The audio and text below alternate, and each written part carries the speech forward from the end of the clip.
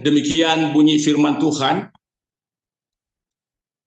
Allah itu bagi kita tempat perlindungan dan kekuatan. Sebagai penolong dalam kesesakan sangat terbukti. Sekali lagi, Allah itu bagi kita tempat perlindungan dan kekuatan. Sebagai penolong dalam kesesakan sungguh sangat terbukti. Kalau kita bicara gereja, tentu kita bicara tentang eklesia, ya. Kalau dilihat dari bahasa Yunani bahwa gereja itu artinya eklesia, yaitu suatu kumpulan orang percaya, orang yang sudah menerima Yesus Kristus sebagai Tuhan dan Juru Selamat. Itulah gereja yang sesungguhnya. Gereja tidak bersifat gedung atau apa, tetapi gereja lebih kepada satu kumpulan orang-orang yang sudah dipanggil keluar dari kegelapan, dari kegagalan, dari kehancuran, dari kebinasaan, ya, dari kegagalan dan sebagainya, itu dibawa keluar kepada terangnya yang ajaib. Kita tahu di dalam 1 Petrus pasal yang kedua, yang ke-9, di sana dikatakan, tetapi kamulah bangsa yang terpilih, imamat yang rajani, bangsa yang kudus, umat kepunyaan Allah sendiri, supaya kamu memberitakan perbuatan-perbuatan yang besar dari Dia yang telah memanggil kamu keluar dari kegelapan kepada terangnya yang ajaib. Jadi gereja tidak berbicara gedung, tetapi lebih kepada orangnya, lebih kepada personnya yang menerima Yesus sebagai Tuhan dan Juru Selamat. Nah, Bapak Ibu Saudara, dari hasil pengamatan saya, khususnya di gereja kami, hanya 5-10% saja dari sekian persen jemaat yang ada yang menangkap rahasia besar tentang kata berseru kepada Tuhan. Itu cuma hanya 5-10% yang menangkap hal ini, saudara, tentang berseru kepada Tuhan. Misalnya, ya, saya beri contoh. Ketika ada program gereja, ketika ada program pelayanan, ya, ada doa puasa, ada doa malam, ada ibadah penyembahan, malam pujian, ada mesbah doa pagi. Saudara, itu yang menangkap benar-benar itu hanya 5-10%. 5-10% dari sekian persen itu jemaat. Ya. Yang lain, ya saya tidak tahu. Apakah mereka tidak tahu tentang kuasa berseru ini? Apakah mereka pura-pura tahu atau pura-pura tidak tahu, maksud saya. Sehingga hanya 5-10% saja itu yang ngerti, yang ngeh tentang betapa dahsyatnya sebuah rahasia di balik ketika orang percaya itu datang dan berseru kepada Tuhan.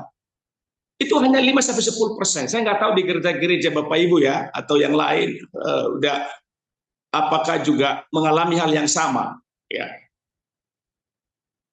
Nah, saudara yang dikasihi oleh dalam Tuhan kita Yesus Kristus, maka itu ada 2 poin penting kenapa harus orang percaya itu berseru kepada Tuhan. Semua kita di sini adalah orang-orang yang sudah dibawa keluar oleh Tuhan dari kegelapan, sudah dibawa Tuhan keluar dari kehancuran, dibawa keluar dari kegagalan, dibawa keluar dari kebinasaan, dibawa keluar dari sakit penyakit, dibawa keluar dari semua itu, dan kita mengalami kasih karunia, kita hidup dalam anugerah, kita hidup di dalam kebaikan Tuhan. Ya kan? Nah, rupanya ada 2 poin penting yang saya tangkap dari ayat Mazmur pasal 46 ayat yang kedua ini, tentang kenapa sih orang Kristen itu harus berseru. Ya. Kalau Yesus katakan di perjanjian baru, di Lukas dia katakan bahwa Berdoalah atau berserulah kepada Tuhan dengan tidak jemu-jemu, begitu. Ya, apa sih pentingnya, ya kan? Apa sih urgensinya untuk orang percaya yang sudah dibawa keluar ini tadi untuk terus berseru dan melibatkan diri di dalam pelayanan dan doa kepada Tuhan. Nah, saudara, sebelum saya mau sampaikan inti ini, Mazmur pasal 46 ayat yang kedua, sebenarnya ini merupakan seruan hati seorang yang bernama Bani Korah. Kalau kita melihat di ayat yang ke-1 itu, ya, Bani Korah yang notabene-nya mereka terdiri dari keturunan suku Lewi, saudara. Ya, orang yang memperhatikan bait Allah, orang yang mengurus rumah Tuhan, orang yang sudah dikuduskan, orang yang sudah dipilih secara khusus, ya, untuk mengurus bait suci, bait Allah. Mereka orang-orang yang dipilih sebagai para penyembah, yang dipilih sebagai pendoa, dipilih sebagai orang-orang yang mengurus rumah Tuhan, pokoknya saudaraku, ya.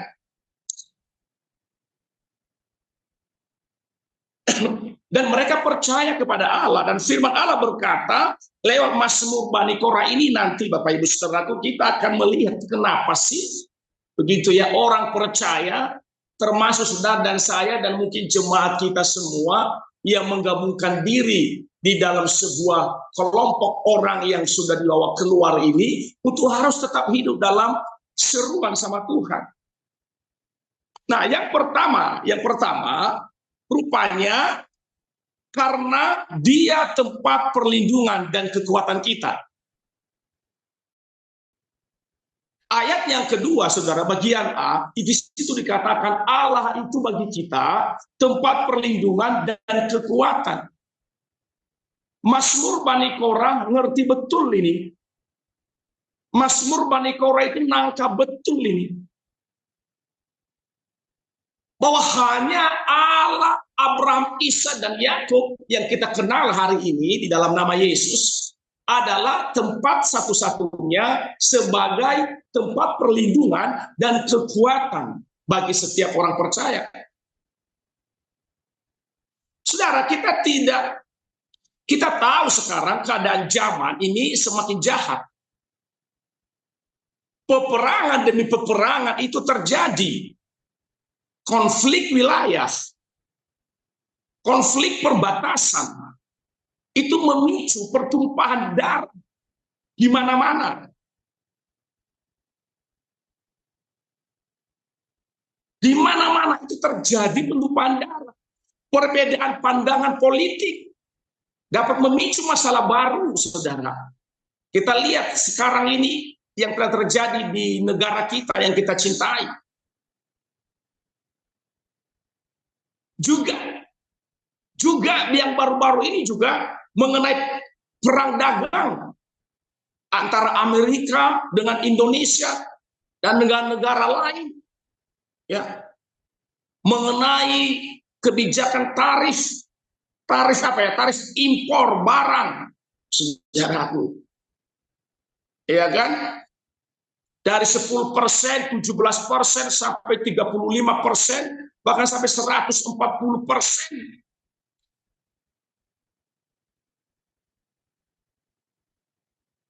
Ini benar-benar apa ya? Ini benar-benar meninggalkan dampak buruk bagi suatu bangsa. Meninggalkan dampak buruk bagi suatu negara, Bapak Ibu Saudara. Negara menjadi gonjang-ganjing. Dampak itu telah membuat banyak anak-anak sekolah, anak-anak kita putus sekolah, nggak bisa bayar sekolah, nggak bisa beli baju, nggak bisa beli peralatan sekolah. Karena besarnya uang belanja dibanding dengan pendapatan yang mereka terima.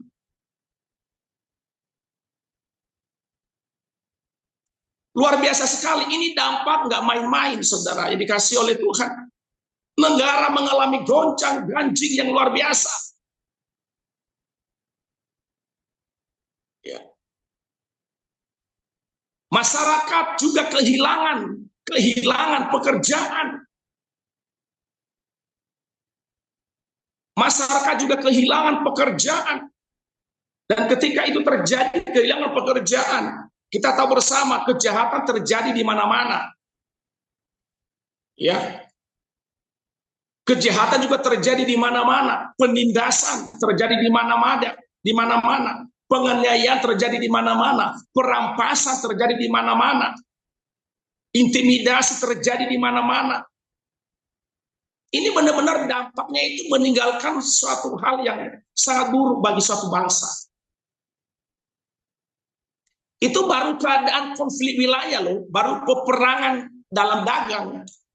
Belum lagi keadaan dunia hari ini, bangsa hari ini dalam hal gempa bumi, longsor, angin puting beliung, yang baru saja kita tahu ya beberapa bulan yang lalu tentang di mana ya, negara apa ya, negara Myanmar ya, Myanmar sama Thailand. Bagaimana digoncang bangsa itu dengan gempa yang sangat menakutkan.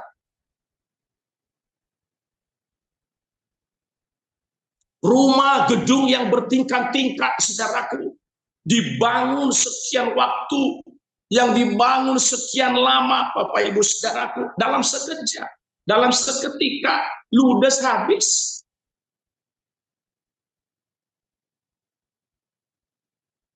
Berapa korban nyawa, berapa korban harta benda yang harus hancur seketika. Manusia membangun sekian waktu. Manusia berjerih lelah sekian waktu, dalam seketika menggoncangkan, Pak Ibu saudaraku. Banjir di mana-mana, penderitaan di mana-mana, kesulitan di mana-mana. Saya mau bilang ya Bapak Ibu ya, saya percaya semua ini terjadi karena manusia akhir zaman ini, atau keadaan manusia akhir zaman ini udah mulai mencintai dirinya sendiri. Ya, manusia udah mulai fokus kepada dirinya sendiri, egosentris. Bagaimana membesarkan diriku, bagaimana membesarkan negaraku, bagaimana membesarkan komunitasku. Bagaimana supaya saya terkenal, bagaimana supaya saya hebat, bagaimana supaya saya dipuji-puji dan sebagainya kan. Masalahnya sebenarnya kan di situ. Intinya itu karena ego manusia kan. Keadaan manusia akhir zaman sudah mencintai dirinya sendiri. Cinta akan Tuhan sudah mulai pudar. Kasih akan Tuhan sudah mulai pudar. Identitasnya Kristen tetapi dalam prakteknya tidak mencerminkan orang percaya. Tidak mencerminkan orang yang sudah dibawa keluar dari kegelapan kepada terangnya yang ajaib. Tidak hidup di dalam terangnya Tuhan yang ajaib. Sebuah formalitas saja. Lu apa KTP? Oh KTP, kamu Kristen. Kamu agama Kristen. Gereja mana? Oh gereja di sini. Oh kalau menyembah luar biasa. Tapi lisan dan perbuatan kadang-kadang itu tidak mencerminkan sebagai orang yang sudah dibawa keluar dari kegelapan, Bapak Ibu saudara. Jadi inti permasalahan yang telah terjadi, gonjang-ganjing yang telah terjadi, yang kita lihat dan kita saksikan hari-hari ini, itu sebenarnya karena keadaan manusia itu yang mulai mencintai dirinya sendiri. Makanya dalam 2 Timotius pasal 3, Paulus katakan, Bapak Ibu saudara, ya, dalam 2 Timotius ya, dalam 2 Timotius pasal yang ketiga, ayatnya yang ke-1, saya baca untuk kita ya. Ini keadaan manusia pada akhir zaman. Ketahuilah bahwa pada hari-hari terakhir akan datang masa yang sukar. Kenapa masa sukar itu datang? Kenapa peperangan itu terjadi? Kenapa longsor itu terjadi? Itu kan karena manusia kan, karena ulah manusia. Kenapa kemiskinan terjadi? Kenapa lapangan pekerjaan semakin menyempit? Kenapa orang putus sekolah?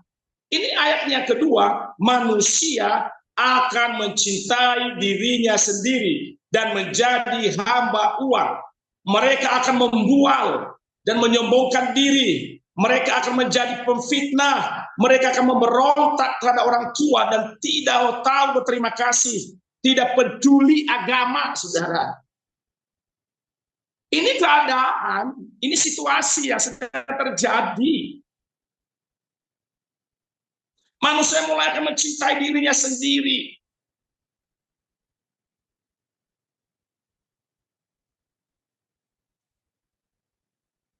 Saya bersyukur ya,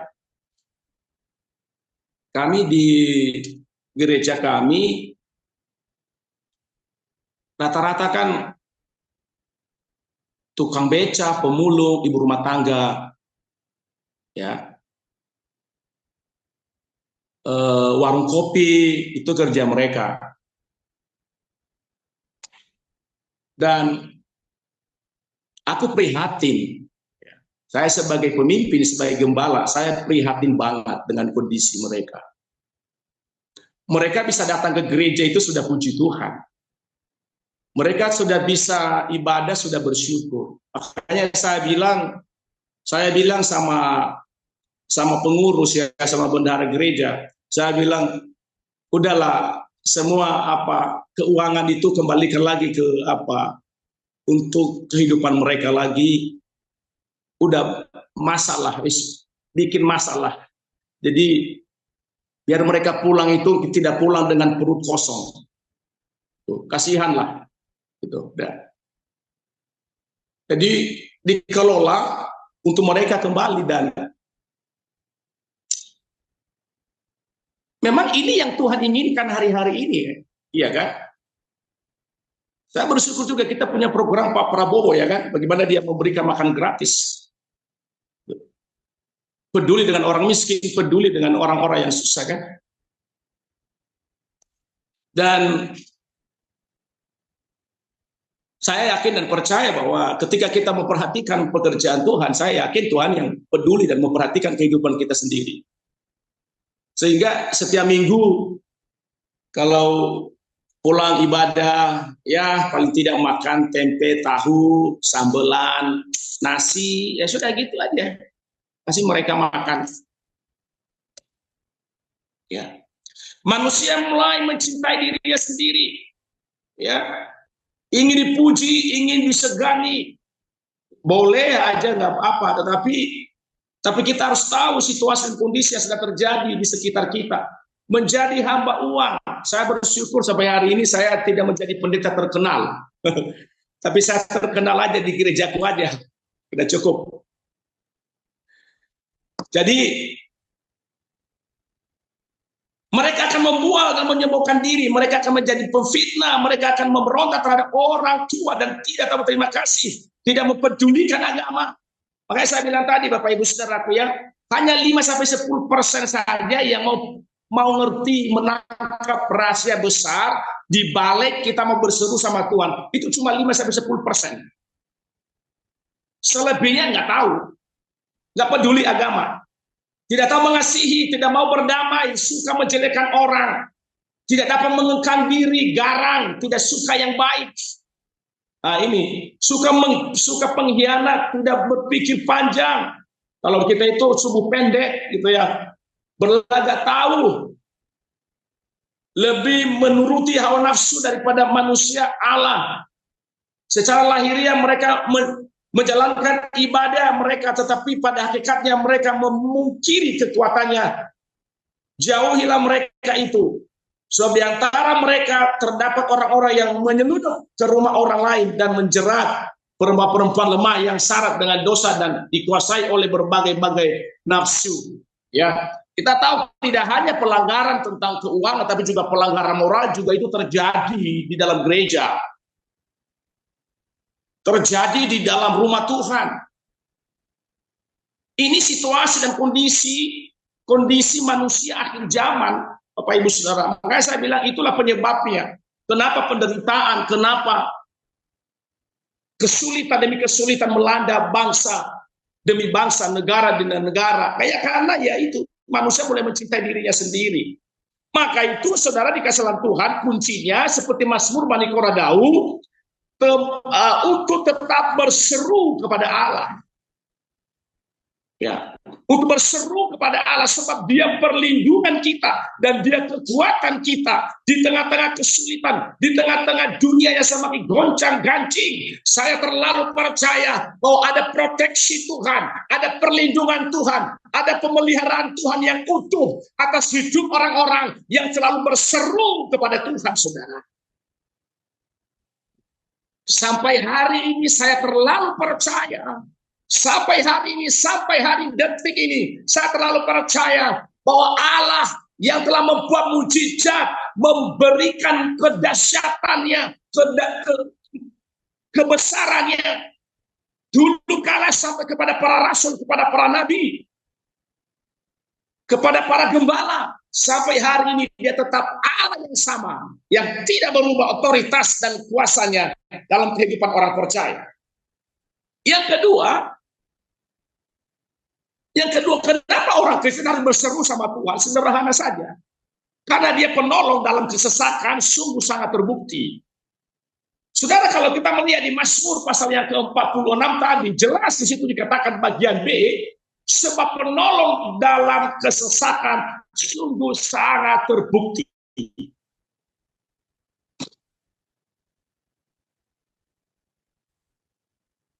Bani Korah ini menyaksikan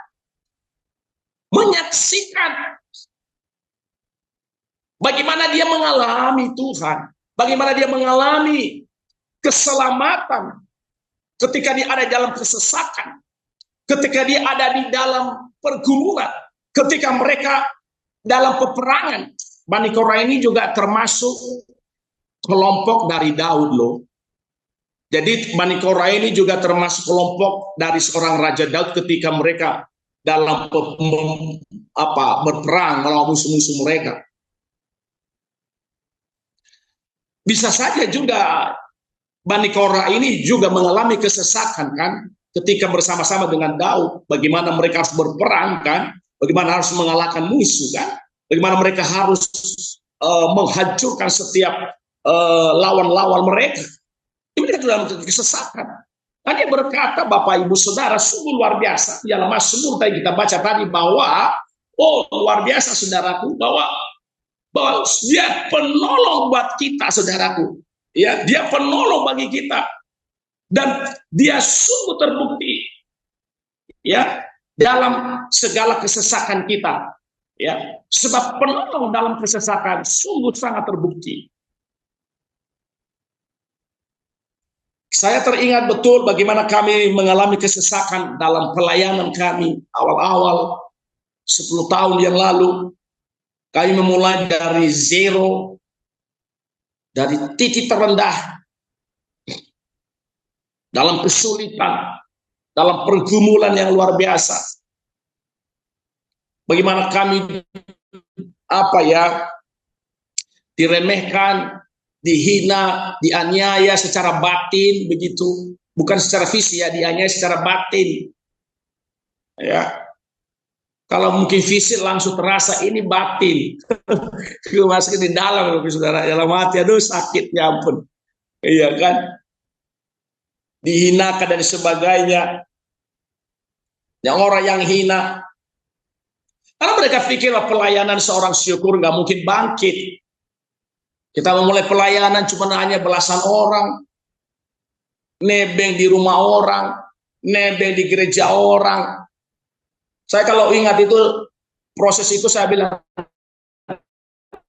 Tuhan, kalau bisa jangan bawa saya lagi Tuhan di titik itu, sakit. Sakit saya bilang. Ya makanya kita harus hidup baik-baik aja di hadapan Tuhan. Ya. Tapi saya percaya, jika Tuhan yang kita jadikan sebagai penolong dalam hidup kita, sebagai pelindung dalam kesesakan yang kita alami, sebagai pembela dalam segala tantangan dan pergumulan yang kita alami, saya percaya kok, saya yakin semua pasti kita dapat lewati, semua pasti dapat kita lalui. Karena aku yakin Tuhan itu hidup dan berkuasa. Tuhan itu nyata. Tuhan itu real. Kadang-kadang kita merasa sepi, ya, merasa sunyi, merasa gak ada siapa-siapa, gak ada yang mau peduli, tidak ada yang mau perhatikan, ya. Tapi saya percaya, saya yakin sekali bahwa dalam segala keadaan, dalam situasi, kondisi seperti itu pun sekalipun, Tuhan ada di dalamnya.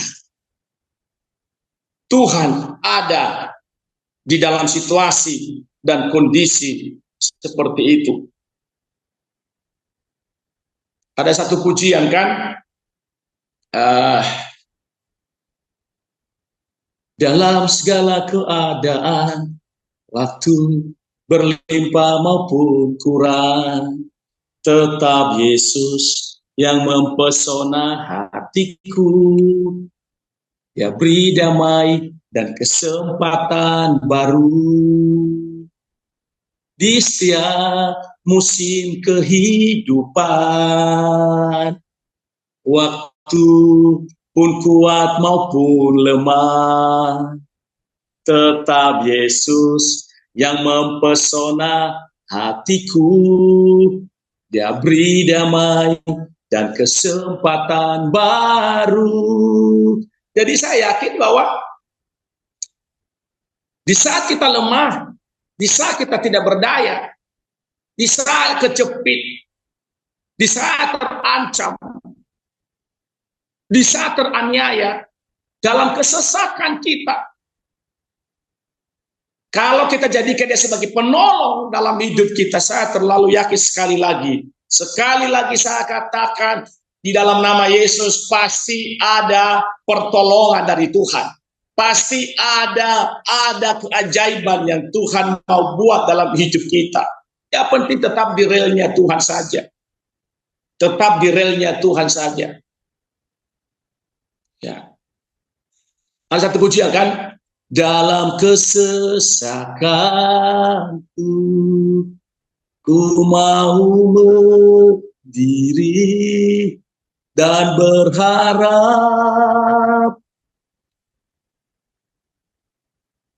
padamu, Yesusku. Kau segalanya, dalam segala kesesakan, dalam segala kesulitan, dalam segala kondisi pelayanan kita, kondisi pekerjaan kita, kondisi bisnis kita, kondisi rumah tangga kita, kondisi pekerjaan kita, dalam segala kesesakan kita, yakin dan percayalah bahwa dia penolong satu-satunya. Dia akan yang menolong, dia yang akan memberi kelegaan, ia akan memberikan pertolongan dalam setiap kehidupan kita. Karena itu saya katakan, orang harus menangkap rahasia besar ini. Di balik orang berseru sama Tuhan, orang harus menangkap rahasia besar ini. Mujizat di balik orang berseru sama Tuhan, di balik orang berteriak sama Tuhan, di balik orang mau mencari wajah Tuhan. Ku cari wajah-Mu, temukan kasih-Mu, Kau Tuhan yang selalu dekat, mendengar seruan hatiku. Dia Allah yang Tuhan yang selalu dekat, bahkan yang mendengar seruan hati kita, jeritan hati kita, kesulitan, tantangan yang kita hadapi dalam pekerjaan kita, dalam bisnis kita, dalam rumah tangga, apa saja. Saya yakin dia penolong dalam kesesakan. Tuhan penolong dalam kesesakan. Sungguh sangat terbukti. Kami ada hari ini karena anugerah Tuhan. Aku ada hari ini karena Tuhan baik dan teramat baik bagiku. Semua yang ku alami bersamamu, ku lewati Indahnya kasih Tuhan seperti pelangi sehabis hujan. Apapun yang sedang kita alami, Bapak Ibu, dalam bisnis kita, dalam pekerjaan kita, dalam tim Gloria, hidup ini anugerah, hidup ini kasih karunia. Hidup ini adalah pemberian Tuhan. Hidup ini Tuhan yang mengendalikan, Tuhan yang ngatur, Tuhan yang pimpin. Tetap aja berseru sama Tuhan, tetap di rohnya Tuhan. Kesesakan apapun yang kau alami hari ini, aku terlalu percaya Allah yang kita sembah hari ini adalah Allah yang terbukti bahwa Dia penolong dalam kesesakan kita.